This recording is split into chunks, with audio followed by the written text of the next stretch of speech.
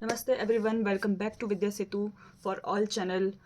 After answer key official answer key बहुत से बच्चों का डाउट था, बहुत से लोगों का डाउट था जो मेरे चैनल से जुड़े हुए हैं। उनका डाउट था कि मैम अब आंसर की आ चुकी है, अब आगे क्या करें।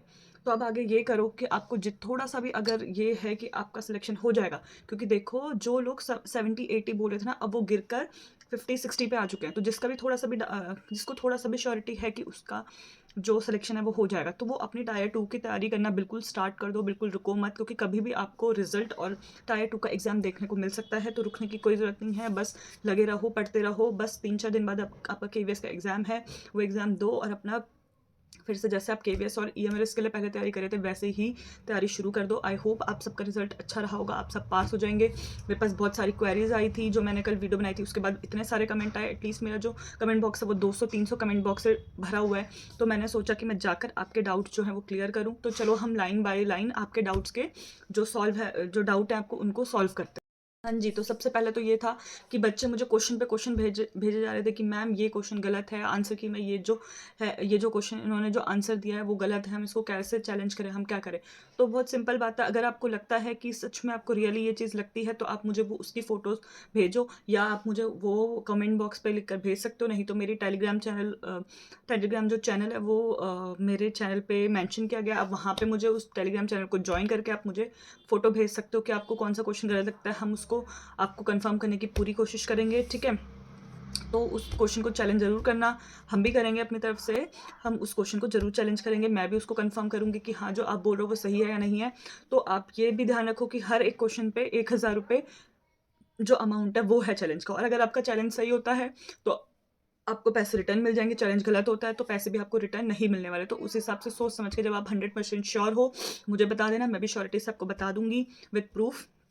तो आप चैलेंज उस आंसर की चैलेंज करने के लिए जो लिंक है जहाँ पे जाके आपको आंसर की चैलेंज करनी है, मैं आपको वो लिंक कमेंट बॉक्स पे मेंशन कर दूंगी। आप जरूर जाके उसको चेक करना और वहाँ पे जाके आप आंसर की को चैलेंज कर सकते हो, मुझे बता सकते हो, ठीक है। सो जो मेरा सेकंड पॉइंट है वो है कि जो लोग बोल रहे थे कि हमारे 70, आप ये लगा लो कि हर बच्चे के 4 से 5 या 6 से 7-8 क्वेश्चन भी जो हैं वो कम हुए हैं आंसर, ठीक है। जिनको लगता था बहुत सारे क्वेश्चन देखे जा रहे हैं कि गलत हैं, जो आप ऑफिशियल आंसर किया उसमें बहुत सारे आंसर उन्होंने गलत बताए हैं। तो ये देखा जा रहा है कि बहुत से बच्चों का 7 से 8 नंबर जो है वो कम हो रहे हैं, 70 वाले आके 55-60 में जाकर गिर गए हैं, ठीक है।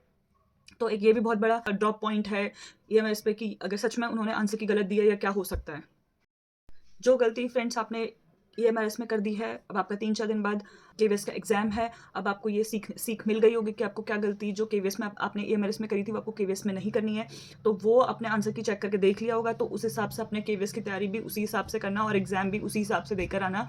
आपको केवीएस इन सब के लिए ऑल द बेस्ट। और ईएमआरएस से आपको पता चल गया होगा कि केवीएस का पेपर भी इतना आसान नहीं होने वाला है, लेकिन केवीएस की कट ऑफ हाई जाएगी। तो अपना उसी हिसाब से प्रिपरेशन करिए और जो भी टॉपिक पढ़ो उसको बेस्ट पढ़ो, ज़्यादा पढ़ने की जगह आप ये होगा कि जो आप पढ़ रहे हो उसको आप अच्छे से पढ़ो। ईएमआरएस का टायर 2 हल्के में मत लेना, कभी भी एग्जाम आ सकता है, कभी भी आपको एग्जाम देना पड़ सकता है। इसलिए अगर आपको थोड़ा सा है कि आपका जो पेपर है वो क्लियर हो जाएगा, अगर आप 55 से 60 के बीच में भी अगर आप मार्क्स लेकर आ पा रहे हो, तो आप अपना टायर 2 की प्रिपरेशन जल्दी से जल्दी स्टार्ट कर दीजिए।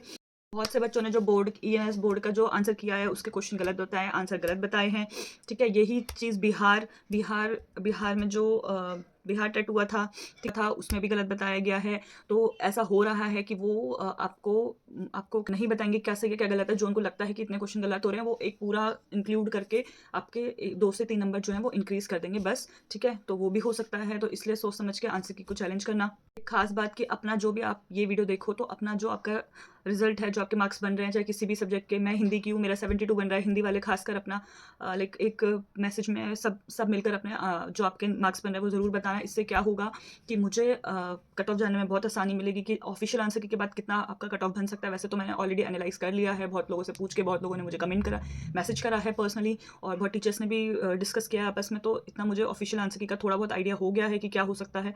लेकिन उसके बाद आप भी मुझे कमेंट बॉक्स करके ज़रूर बताना, क्योंकि अगर मेरे चैनल के लोग हैं, जो मेरी कम्युनिटी है, मुझे मैसेज करेगी तो मुझे और ज़्यादा क्लियर होगा, ठीक है। हिंदी के बच्चे भी प्लीज़, मैं भी हिंदी बैकग्राउंड से हूँ, मेरा भी टायर 2 हिंदी है। आपको बिल्कुल सजेस्ट करूँगी कि आपको टायर 2 में एक डिस्क्रिप्टिव और सब्जेक्ट जो आपका ऑब्जेक्टिव है वो आपको कैसे पढ़ना है। तो हिंदी के बच्चे प्लीज़ ज़रूर से ज़रूर कमेंट करना इस चीज़। बहुत से बच्चे डर रहे हैं आंसर की मैच करने से कि आंसर की मैच करने से उनके जो नंबर है वो कम तो नहीं हो जाएँगे, है ना? क्योंकि जब हम बिना ऑफ़िशियल आंसर की के चेक कर रहे थे तो हम थोड़ा अपने आप को ये नहीं दिखाना चाहते कि हमारे मार्क्स कम बन रहे हैं, तो हम गलत क्वेश्चन को भी गलती से टिक कर लेते हैं या हमारी भावनाओं में आके टिक कर लेते हैं। तो बिल्कुल भी आंसर की मैच करने से डरना मत, बिल्कुल आप जाके आंसर की चेक करो, आपको उसके लिए ऑल द बेस्ट, डरने की कोई ज़रूरत नहीं है, ठीक है? कोई भी हेल्प चाहिए होगी तो मैं हूँ, मुझे ज़रूर बताना। क्वेश्चन है जो मुझे बार-बार आ रहा था कि जिसके 46, 47, 48, 50, 52, तो इनके लिए मैं थोड़ा आपको बता दूँ, थोड़ा डाउटफुल है कि हो पाएगा या नहीं हो पाएगा, क्योंकि ये एक बॉर्डर है, ठीक है? मैं ये बोलूँगी कि अगर जनरल कैटेगरी हो तो 55 से अगर आपका ऊपर है, ठीक है? 60 से ऊपर है तो बहुत अच्छी बात है, लेकिन 55 से अगर आपका ऊपर है तो जनरल कैटेगरी अपने आप को सेफ समझे, 60 से ऊपर है तो अपने आप को जनरल कैटेगरी सेफ समझे, 50 से नीचे थोड़ा डाउटफुल हो जाता है, हमारे को भी बताना मुश्किल हो जाता है कि 50 से नीचे बहुत कम नंबर माने जाते हैं, तो थोड़ा डाउटफुल हो जाता है कि क्लियर होगा या नहीं होगा। तो उनके लिए मैं बोल दूँ कि मैं 50 से नीचे वालों के लिए अभी उतना कुछ क्लियरली बोल नहीं सकती हूँ, लेकिन होप फॉर द बेस्ट, मैं यही आपको मैसेज कमेंट में बोलती हूँ कि hope for the best, pray करो आपका हो जाए, ठीक है?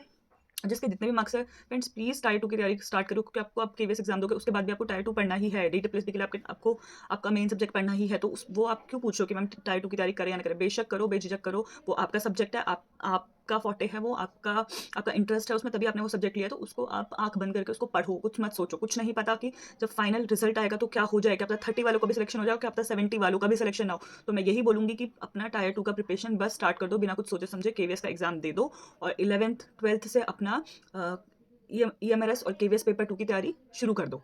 रिजल्ट आपको फ्रेंड्स जैन एंड तक आपको रिजल्ट देखने को मिल सकता है, क्योंकि इनकी जो ऑफिशियल आंसर की है वो भी 2 हफ्ते में देखने को मिल गई है। तो आप ये लगा लो कि 10 से 15 दिन, 15-20 दिन के बीच में आपको ईएमआरएस का जो ऑफिशियल आंसर, जो आपका रिजल्ट है, आपको देखने को मिल सकता है। टायर 2 का पेपर जो है आपका फ़ैब एंड या मार्च स्टार्टिंग में हो सकता है। मैं आपको दोबारा बता रही हूँ, क्वेश्चन आ रहे हैं इसलिए मैं बार-बार बता रही हूँ। पता नहीं आप लोग पूरी वीडियो देख नहीं रहे हो, अगर आप पूरी वीडियो देखोगे तो आपको हर चीज़ का आपको पता चल जाएगा। ऐसा कुछ टॉपिक नहीं है जो मैं कवर नहीं कर रही हूँ आपके क्वेश्चन पे।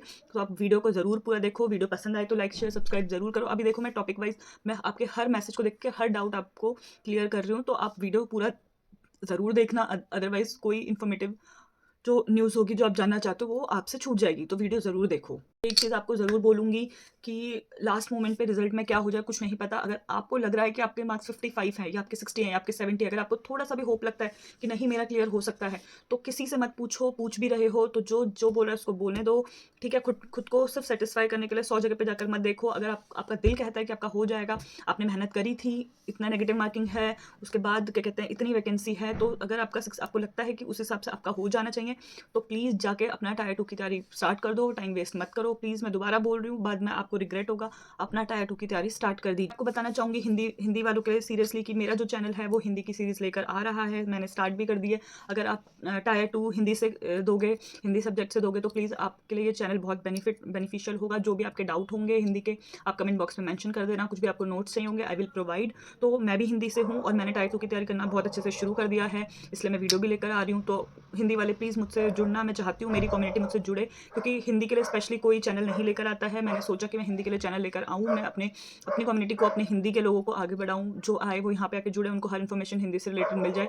तो एक रिक्वेस्ट आपसे है, वैसे तो ये चैनल सभी के लिए है, लेकिन हिंदी वाले, क्योंकि मैं भी टायर 2 हिंदी से दे रही हूँ, तो आप लोग समझ सकते हो कि हम लोग आपस में डिस्कस कर सकते हैं। जो भी आपका हिंदी वालों का जो भी डाउट है कमेंट में ज़रूर लिखना, अपने मार्क्स कमेंट में ज़रूर लिखना, ताकि मैं हिंदी की एक अच्छी जो कट ऑफ आ सकती है वो मैं आप लोगों को बता सकूँ। आंसर की में एरर बहुत है, मैंने भी देखे हैं। जो हमारी इंग्लिश का जो हमारा क्वालिफाइंग एग्जाम है उसमें भी गलतियां हैं। एडवर्ब एडजेक्टिव जो आपको देखने को मिलेगा, आपको रीजनिंग में गलतियां देखने को मिलेंगी, आपको पेडागोजी में गलतियां देखने को मिलेंगी, तो गलतियां बहुत सारी हैं, ठीक है? तो आप चैलेंज करना चाहते हो करो, लेकिन आपका एक क्वेश्चन पे 1000 रुपीज़ है चैलेंज का, तो आप उस हिसाब से चैलेंज करना, जिस चीज़ में आप श्योर हो जाओ उसी में चैलेंज करना। अगर आपको डाउट लगता है तो आप मुझे क्वेश्चन शेयर कर सकते हो, टेलीग्राम पे मुझे फोटो भेज सकते हो, मैं उसको आपको श्योर करके बताऊंगी कि वो आंसर आप जो कहना चाहते हो वो सही है नहीं है, उसका एक्सप्लेनेशन भी आपको ज़रूर दूंगी। अपने टायर 2 की प्रिपरेशन जल्दी से स्टार्ट कर दो, रुकना नहीं है, थकना नहीं है। आई नो आप थोड़ा एग्जाम दे के थक चुके हो, मेरा भी यही हाल है, बट क्या कर सकते हैं हम। जब हमारे पास वैकेंसीज नहीं होती, जब वैकेंसी नहीं आती तो हम सरकार को ही गाली देते हैं। अब जब वैकेंसी आ रही है तो हम स्टूडेंट है, हमारा काम है सिर्फ पढ़ाई करना, जितना हमसे पढ़ाई हो सके हम वो करें, चाहे हमारा सिलेक्शन हो ना हो वो बात की बात है, लेकिन हमें रिग्रेट नहीं होना चाहिए कि हमने अपना सिलेक्शन के लिए अच्छे से अपना 100% नहीं दिया। तो अब वैकेंसी आ रही है तो उसको अच्छे से यूटिलाइज करो, उसको पढ़ो जितना हो सके। जब 3-4 महीने बाद आपको कोई वैकेंसी देखने को नहीं मिलेगी तो आप खाली बैठे रहोगे, आप सोचोगे वैकेंसी क्यों नहीं आ रही है, हम पढ़ नहीं पा रहे हैं, हम लीनियंट हो गए हैं। तो वैकेंसी आई है तो उसका यूटिलाइज करो, टायर 2 की प्रिपरेशन स्टार्ट कर दो केवीएस के पेपर के बाद। बस यही आपसे बोलना चाहूँगी। अगर आपका कोई डाउट हो तो कमेंट बॉक्स पर ज़रूर लिखना। अगर आपको मेरी वीडियो हेल्पफुल लगी हो, पसंद आई हो, अगर लगे आपको कि जो इन्फॉर्मेशन दी गई है वो लाइक आपके मतलब की थी और आपको अच्छी लगी हो, आपको जेन्युइन लगी हो, तो प्लीज़ मेरे चैनल को लाइक शेयर सब्सक्राइब कर देना। वीडियो देखने के लिए आपका धन्यवाद।